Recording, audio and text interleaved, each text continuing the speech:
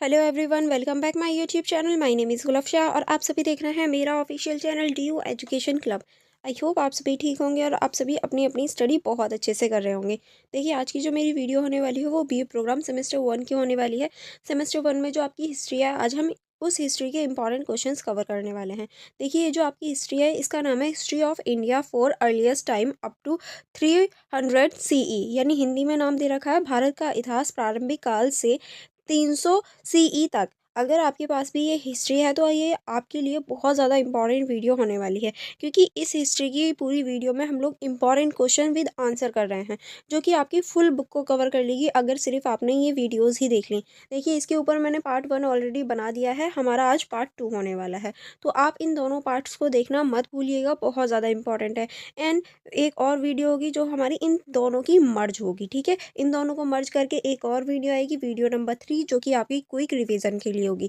तो आप इन दोनों वीडियो के माध्यम से पढ़ सकते हैं, अपनी स्टडी अच्छे से कर सकते हैं और इस वीडियो के माध्यम से आप अपनी जो रिवीजन है वो बहुत अच्छे से कर सकते हैं। चलिए फिर बिना देरी करे हम लोग आगे के जो क्वेश्चन रह गए थे, क्वेश्चन विद आंसर, उन्हें कंटिन्यू करते हैं। ओके, नेक्स्ट क्वेश्चन है हमारा, महापाषाण कालीन संस्कृति की धार्मिक मान्यताओं और प्रथाओं पर एक संक्षिप्त टिप्पणी लिखें। यानी जो महापाषाण काल है उसकी जो सांस्कृतिक और धार्मिक मान्यताएं हैं उनके ऊपर हमें एक टिप्पणी लिखनी है। चलिए देख लेते हैं। परिचय परिचय आप इस तरह से लिखेंगे, महापाषाण कालीन संस्कृति लगभग 1000 ईसा पूर्व से 300 ईसा पूर्व तक थी। दक्षिण भारत और दक्कन के पठारी क्षेत्र में पाई जाने वाली एक प्रमुख प्रागैतिहासिक संस्कृति है। यानी देखिए, जो हमारी मध्य पाषाण संस्कृति है वो दक्षिण भारत के दक्कन पठारों में पाई जाने वाली संस्कृति है और ये प्राग ऐतिहासिक संस्कृति है, ठीक है। यह संस्कृति मुख्यतः अपने विशाल पाषाण स्मारकों और समाधियों के लिए जानी जाती है। यानी देखिए इस संस्कृति में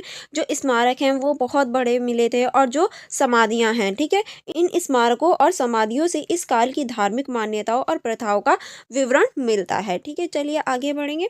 आगे अब हम देखेंगे धार्मिक मान्यताएं कि कौन कौन सी धार्मिक मान्यताएं थी। तो पहले आप लिखेंगे आत्मा और परलोक में विश्वास। यानी ये लोग जो थे वो आत्मा और परलोक जो होता है यानी दूसरा लोक, उसमें विश्वास करते थे।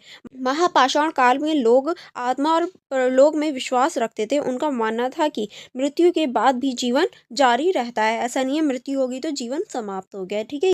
यह विश्वास उनकी समाधि स्थलों में मृतकों के साथ उपयोगी वस्तुएं, खाद्य पदार्थ और हथियारों को रखने से स्पष्ट होता है। क्योंकि देखिए, अगर हमें अब देखिए सवाल उठता है कि हमें कैसे पता चला कि वो परलोक या फिर आत्मा में विश्वास रखते थे। जब उनकी कब्रों की खुदाई की गई तो कब्रों में मृत यानी जो मरे हुए व्यक्ति होते हैं उनके पास में एक तो वस्तुएं रखी हुई मिली, खाद्य पदार्थ मिले और जो हथियार वगैरह होते हैं वो रखे हुए मिले, जिससे हमें पता चलता है कि उन लोगों का ये मानना था कि मरने के बाद भी लोगों को इन सारी चीज़ों की आवश्यकता हो सकती है, इसीलिए वो उन शवों यानी जो लाश होती है उसके पास रखते थे, ठीक है। नेक्स्ट अब हम देखेंगे पूर्वज पूजा।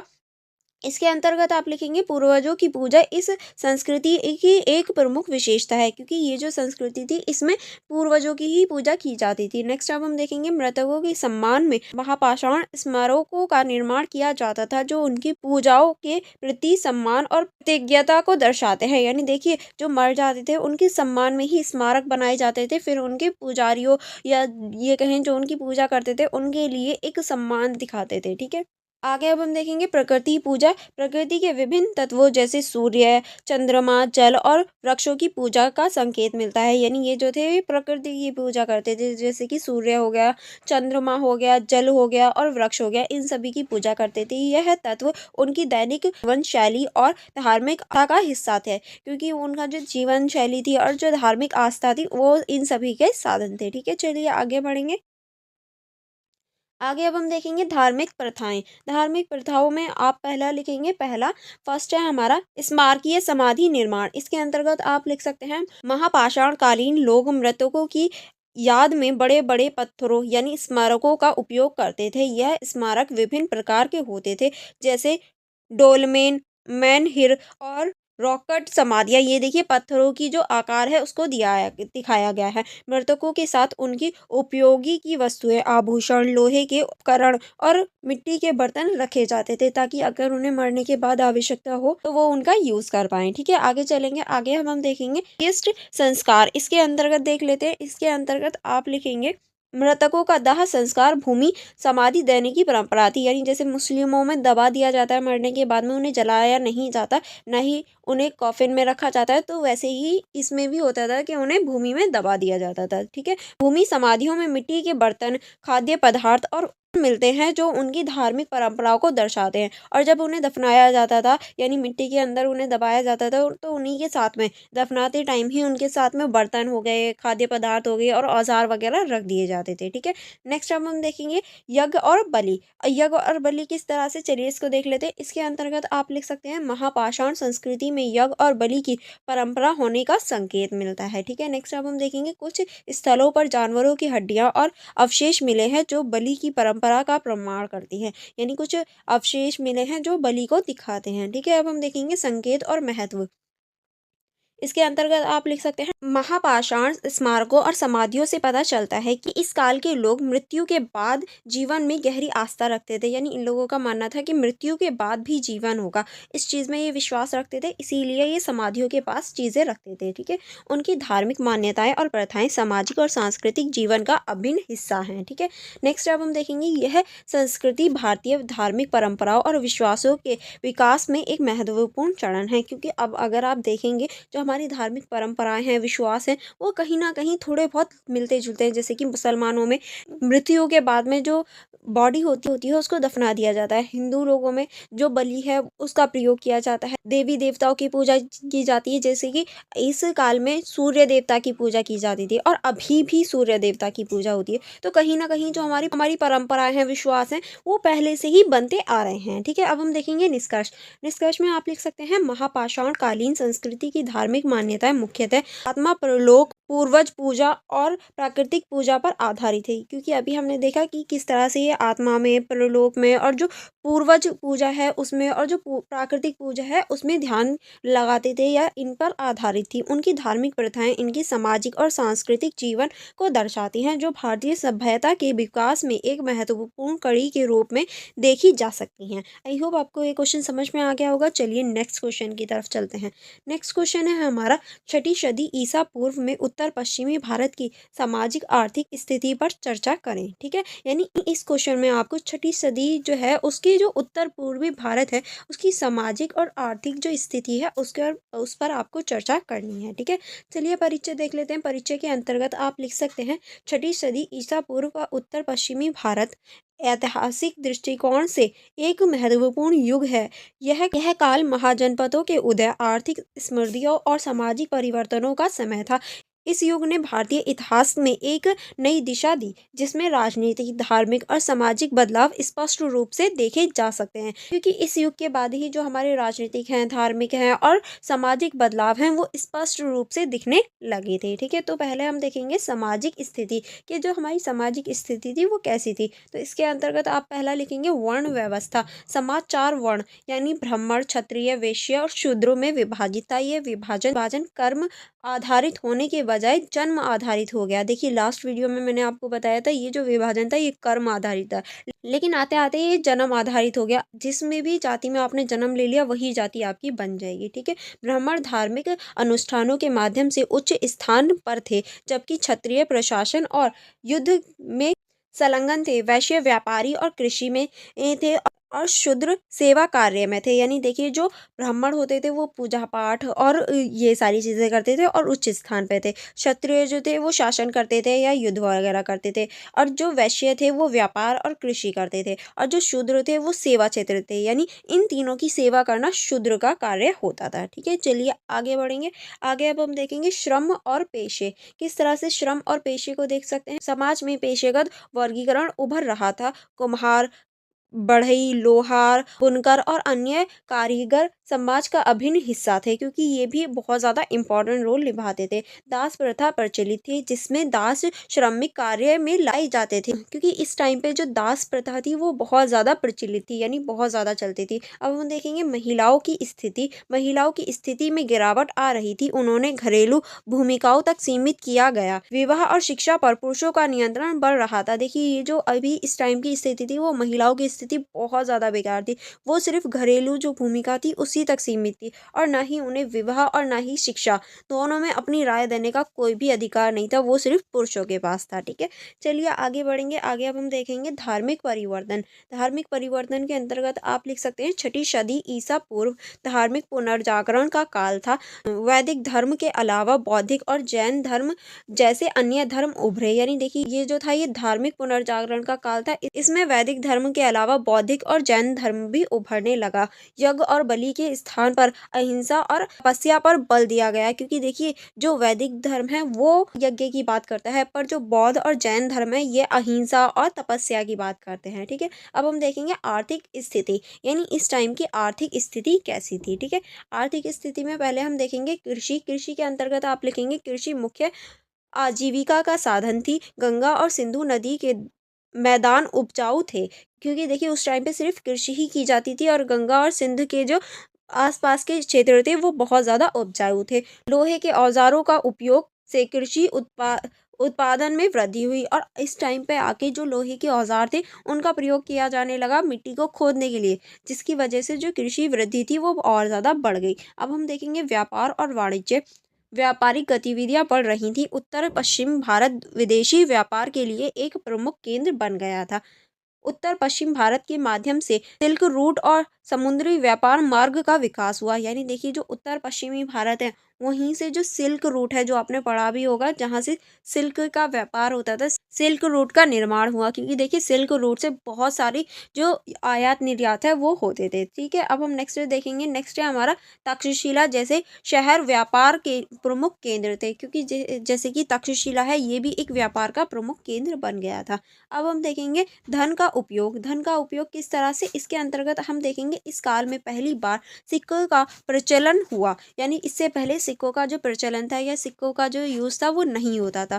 पंच चिन्हित सिक्के, पंचमार्क कोड होता था इन पे, इसीलिए इन्हें पंच चिन्हित सिक्के कहा जाता था।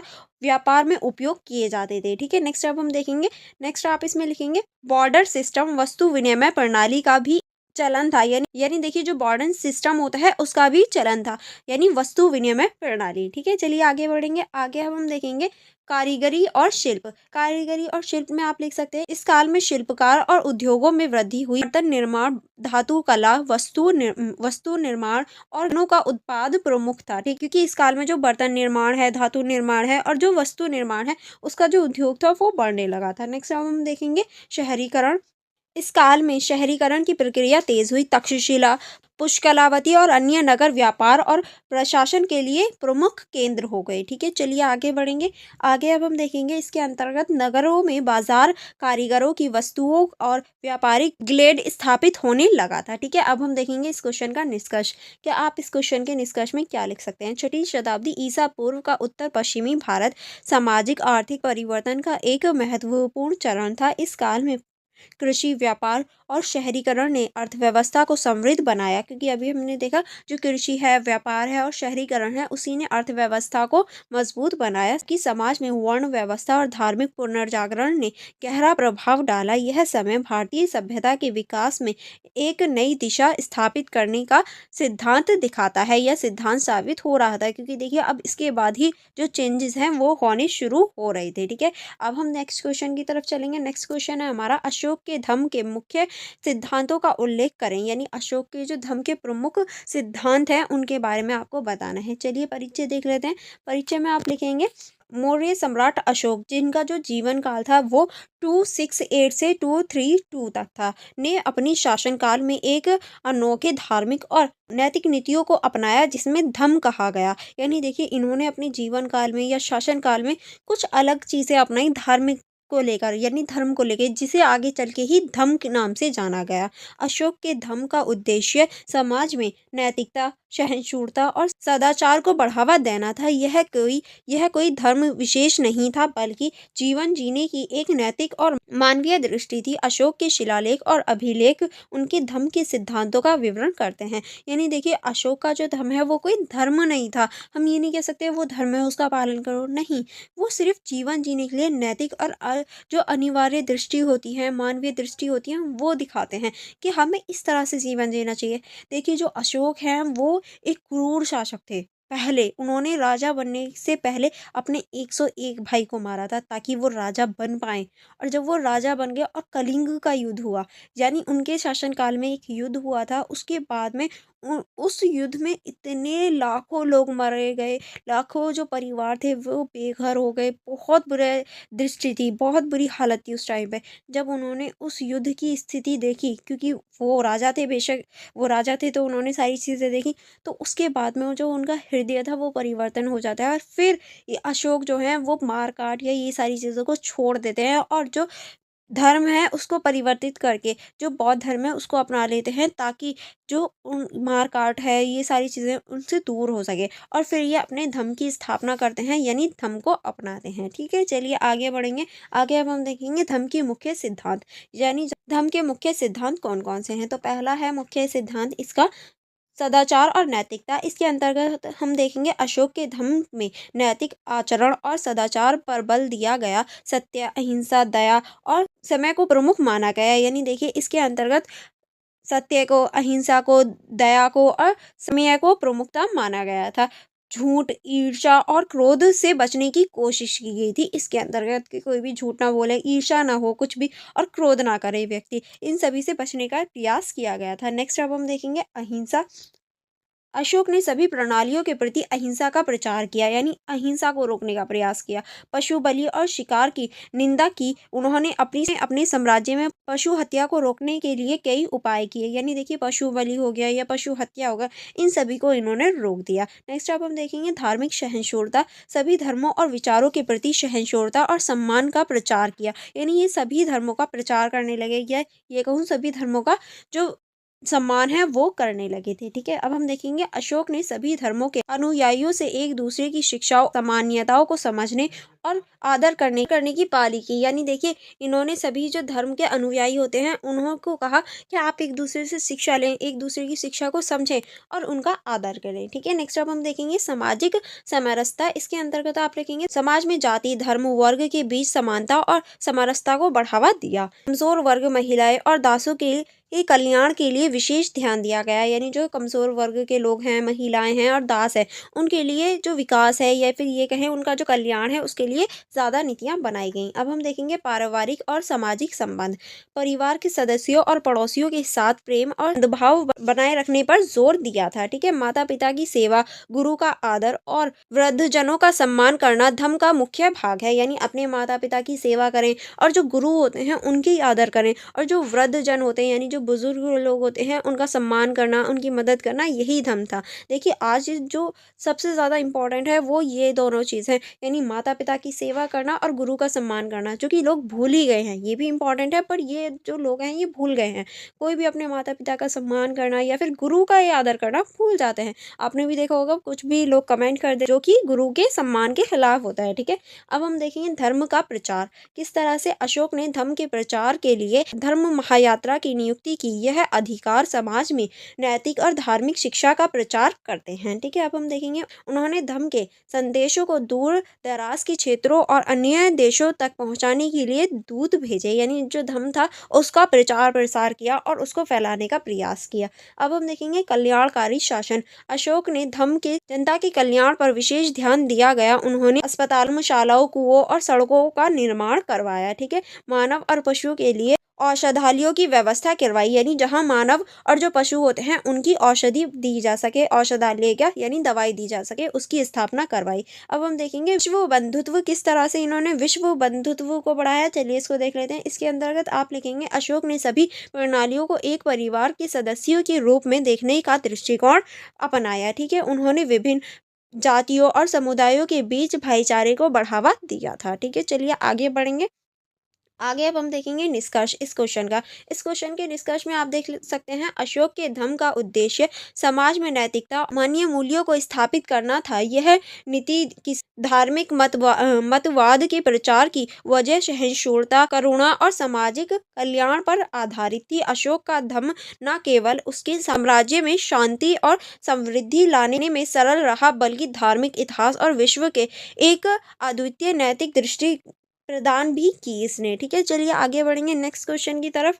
अब हम नेक्स्ट क्वेश्चन देखेंगे। नेक्स्ट क्वेश्चन है हमारा मौर्योत्तर काल की कला एवं स्थापत्य की विवेचना कीजिए। यानी मौर्योत्तर काल जो है उसकी कला और जो स्थापत्य है उसके बारे में आपको बताना है। चलिए परिचय देख लेते हैं। परिचय में आप लिख सकते हैं मौर्योत्तर काल लगभग 200 ईसा पूर्व से 300 ईस्वी तक था। भारतीय कला और स्थापत्य के क्षेत्र में नवाचार और विविधता का युग था, क्योंकि इस काल में बहुत सारे नवाचार और विविधता देखी गई। मौर्य साम्राज्य के पतन के बाद शुंग, सातवाहन, कुषाण और अन्य राजवंशों ने कला को नए आयाम दिए। यानी देखिए मौर्य साम्राज्य के पतन के बाद शुंग आए, सातवाहन आए और कुषाण आए और अन्य बहुत सारे जो राजवंश थे वो आए, जिन्होंने कला को एक नई दिशा दी। इस काल में बौद्ध, जैन और ब्राह्मण धर्मों के संरक्षण में वास्तुकला, मूर्तिकला और चित्रकला ने विशेष उन्नति की। ठीक है, चलिए आगे बढ़ेंगे। आगे हम देखेंगे कला की विशेषताएं, यानी जो कला है उसकी क्या क्या विशेषताएं हैं।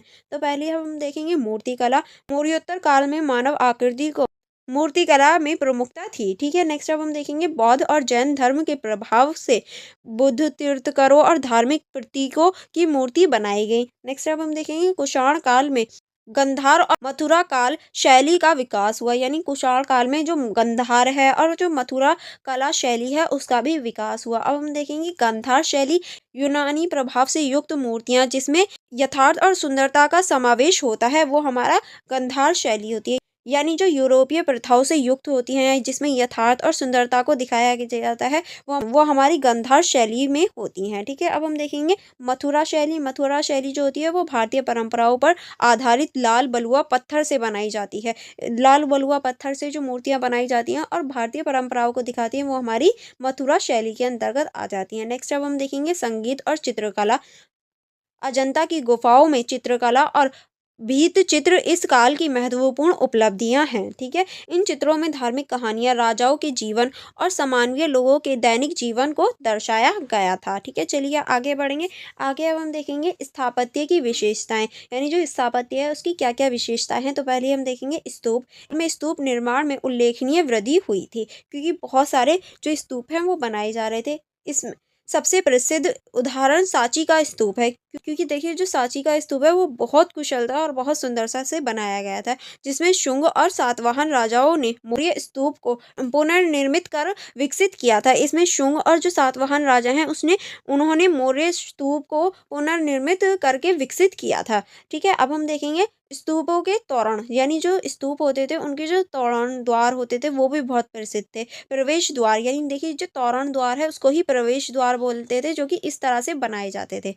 ये मैं दोबारा बनाती हूँ, जो कि इस तरह से बनाए जाते थे। यहाँ पर बहुत सारे डिजाइनों से, इस तरह से पूरा डिजाइनों से फिल होता था। और वेदिका, यानी जो घेरा होता था, यानी जो वेदिका होती थी जिसको घेरा बोल देते हैं, पर उकेरे गए जटिल नक्काशी बौद्धिक धर्म की कहानियों को चित्रित करती हैं। और देखिए ये जो यहाँ पर नक्काशी बनाई जाती थी और जो उकेरी जाती थी, उससे हमें बौद्धिक जो धर्म है और जो कथाएं हैं उनको देखने को मिलता है, उन्हें पढ़ने को मिलता है। यानी इनमें जो बौद्धिक धर्म और कहानियां हैं उनको लिखा जाता था। अब हम देखेंगे गुफा वास्तुकला। गुफा वास्तुकला में आप लिखेंगे मौर्योत्तर काल में गुफा वास्तुकला का एक विकास हुआ। मौर्योत्तर काल में गुफा वास्तुकला का विकास हुआ। बौद्ध धर्म से प्रेरित चैत्य और विहार गुफा बनाई गई, यानी बौद्ध धर्म से ही प्रेरित होकर चैत्य और जो विहार गुफाएं हैं वो बनाई गई। नेक्स्ट अब हम देखेंगे कलिय और भाजा की गुफाएं इसके उत्कृष्ट उदाहरण हैं। ये आप उदाहरण के रूप में लिख सकते हैं। गुफाओं में स्तंभ, मेहराब और धार्मिक मूर्तियां थी। यानी जो गुफाएं होती थी उसमें स्तंभ हो गया, मेहराब हो गया, ये धार्मिक मूर्तियों के रूप में देखे जा सकते हैं। अब हम देखेंगे मंदिर निर्माण, यानी जो मंदिर हैं उनका निर्माण किस तरह से होता था। तो इसके अंतर्गत आप लिख सकते हैं इस काल में हिंदू मंदिर स्थापत्य का आरंभ हुआ। यानी इस काल में आते आते ही जो हिंदू मंदिर हैं उनकी स्थापना शुरू हो गई। नेक्स्ट आप इसमें लिखेंगे प्रारंभिक मंदिर साधारण संरचना थी, जिसे नागार्जुन कोंडा और देवगढ़ के मंदिर हैं। यानी देखिए अगर शुरुआत की बात करें, जो मंदिरों की संरचना थी वो बहुत ज़्यादा सरल थी, जैसे कि नागार्जुन कोंडा और देवांग जो मंदिर हैं उनका उदाहरण आप लिख सकते हैं। नेक्स्ट अब हम देखेंगे यूनानी रोम प्रभाव। किस तरह से यूनानी रोम प्रभाव हुआ। कंधार शैली में यूनानी रोमन प्रभाव स्पष्ट दिखाई देता है। देखिए अभी मैंने आपको बताया था जो गंधार शैली है उसमें यूनानी और रोम जो प्रभाव है उसको देखा जा सकता है, जो कुषाण काल के दौरान मौर्योत्तर काल का एक प्रमुख हिस्सा बनी। और ये जो गंधार शैली चली है ये कुषाण काल के दौरान ही यानी मौर्योत्तर काल में आई थी। ठीक है, चलिए आगे बढ़ेंगे। आगे अब हम देखेंगे धार्मिक प्रभाव, यानी जो यहाँ के धार्मिक प्रभाव थे वो क्या थे, तो हम देखेंगे मौर्योत्तर काल मुख्यतः धार्मिक थे, यानी अगर हम मौर्योत्तर काल की बात कर रहे हैं तो ये धार्मिक था और बौद्धिक, जैन और हिंदू धर्म से प्रचलित था। यानी इस टाइम पे यहाँ पर बौद्ध धर्म हो गया, जैन धर्म हो गया और हिंदू धर्म प्रचलित था। बौद्धिक काल में बुद्ध के जीवन और जातक कथाओं का चित्रण हुआ, यानी देखिए जो बौद्धिक काल था उसमें बुद्ध के जीवन और जो जातक कथाएं हैं, देखिए जो जातक कथाएं होती हैं वो भगवान बुद्ध के जीवन को बताने का कार्य करती हैं, उनका चित्रण होता था। नेक्स्ट अब हम देखेंगे जैन कला में तीर्थकारों और मूर्तियों और प्रतीकों का निर्माण हुआ, यानी जो जैन जो धर्म है उसमें जो तीर्थकार हैं और जो मूर्तियां हैं उनका प्रतीकों का निर्माण हुआ। अब हम देखेंगे हिंदू स्थापत्य और मूर्तियों में देवी देवताओं के चित्रण का विकास प्रारंभ हुआ, और यानी इसी टाइम पे जो हिंदू धर्म में मूर्तियां होती हैं, देवी देवताएं होती हैं, उनका जो चित्र है वो विकसित होना शुरू हुआ था। ठीक है, अब हम देखेंगे इस क्वेश्चन का निष्कर्ष, यानी अब हम इस क्वेश्चन के निष्कर्ष की तरफ चलेंगे। निष्कर्ष देख लेते हैं। निष्कर्ष में आप लिख सकते हैं मौर्योत्तर काल भारतीय कला और स्थापत्य का स्वर्ण युग था। इस काल में धार्मिक और सांस्कृतिक विविधता ने कला को समृद्ध किया। गंधार और मथुरा की मूर्ति कला, सांची और बरहुत के स्तूप और अजंता की गुफाएं इस काल की उत्कृष्ट कलात्मक उपलब्धियां हैं। यानी देखिए अगर हम इस काल की उपलब्धियों की बात करें तो गंधार शैली हो गई, मथुरा शैली हो गई जिन्होंने मूर्तियों को बहुत अच्छे से बनाया, सांची का स्तूप हो गया और बरहुत का स्तूप हो गया जो कि आज भी एक प्रतीक के रूप में हम इन्हें देख सकते हैं। अजंताओं की गुफा हो गई जो कि इस काल की हम उपलब्धियां कह सकते हैं। मौर्योत्तर काल न केवल भारतीय सभ्यता की पहचान बनी बल्कि विश्व कला को भी प्रभावित करने वाली धरोहर सिद्ध हुई। यानी देखिए ये जो काल है ये सिर्फ भारतीय सभ्यता के लिए पहचान का काल नहीं बनी, बल्कि ये विश्व स्तर पर भारतीय सभ्यता को लाने का भी ये काल बनी, क्योंकि इस काल में बहुत सारी चीज़ें अभी हमने जैसे देखी, बहुत सारी चीज़ों का उदय हुआ, बहुत सारी चीज़ें सामने आई जो कि बहुत इंपॉर्टेंट थी। आई होप आपको ये क्वेश्चन अच्छे से समझ में आ गया होगा, और यहाँ आपकी जो फुल बुक एक्सप्लेनेशन है वो कंप्लीट हो जाती है, सारे क्वेश्चन कंप्लीट हो जाते हैं। अगर आपको कोई डाउट हो या कोई प्रॉब्लम हो तो आप मुझसे कमेंट बॉक्स में पूछ सकते हैं। Otherwise for more connectivity, for more information आप मेरे टेलीग्राम ग्रुप को ज्वाइन कर सकते हैं, आप मेरी इंस्टाग्राम आईडी को चेकआउट कर सकते हैं, और देखिए इनका लिंक आपको डिस्क्रिप्शन बॉक्स में भी मिल जाएगा, तो आप वहाँ से भी इन्हें चेकआउट कर सकते हैं। अगर आपको कोई प्रॉब्लम हो तो आप मुझसे कमेंट बॉक्स में भी पूछ सकते हैं, अदरवाइज़ आप मेरे टेलीग्राम ग्रुप को ज्वाइन कर सकते हैं, वहाँ भी आप मुझसे पूछ सकते हैं अगर आपको कोई प्रॉब्लम हो। एंड देखिए अगर आप इन सभी की सेल्फ स्टडी करना चाहते हैं, आप चाहते हैं इन सभी की सेल्फ स्टडी करना सारे नोट्स की, तो आप मेरी यूट्यूब की मेंबरशिप ज्वाइन कर सकते हैं। जैसे ही आप मेरी यूट्यूब की मेंबरशिप ज्वाइन करेंगे आप मुझे टेलीग्राम पर मैसेज करके बता सकते हैं, मैं आपको पूरी ही जो बुक है या फिर आपके सेमेस्टर से रिलेटेड जितने भी सब्जेक्ट मैंने कवर करवाए हैं मैं सबकी आपको PDF दे दूँगी, तो आप इसकी सेल्फ स्टडी कर सकते हैं। तो आप वीडियो को लाइक करना एंड अपने फ्रेंड्स के साथ शेयर करना मत भूलिएगा। चलिए फिर मिलेंगे नेक्स्ट वीडियो में। Thank you for watching everyone.